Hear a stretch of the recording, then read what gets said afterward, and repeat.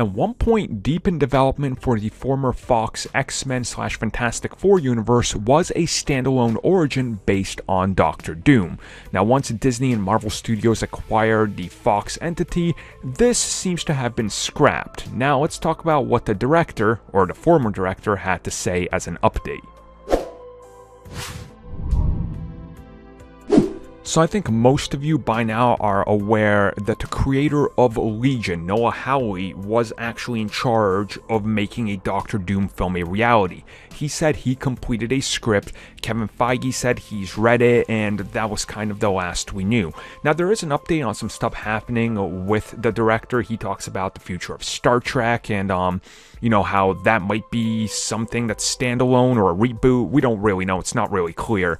But in regards to other projects, Doctor Doom is brought up, and he kind of offers an update that says there is no update even to him, and he doesn't know. So the last we knew is he talked to Kevin Feige, and that was really it. Now, when it comes to Doctor Doom, it's interesting in regards to this because there's been a lot of, push for getting standalone villain films when it comes to Hollywood. You see after the success of Joker that it does work and it can work. Now, whether Doctor Doom is something that inevitably ends up getting this treatment or not, that remains to be seen.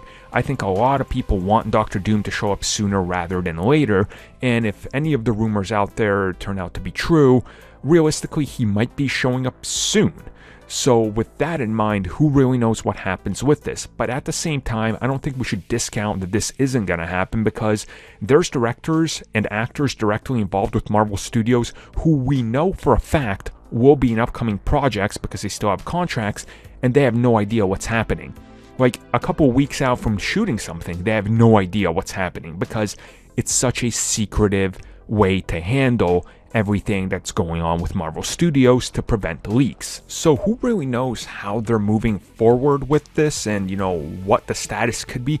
For all we know, Kevin Feige has a script, he loves it, and he's like, can we add a little bit more to this and make this a Disney Plus series that tells us the origin of this character? And then we'll call him back when we decide we want a little bit extra added in there.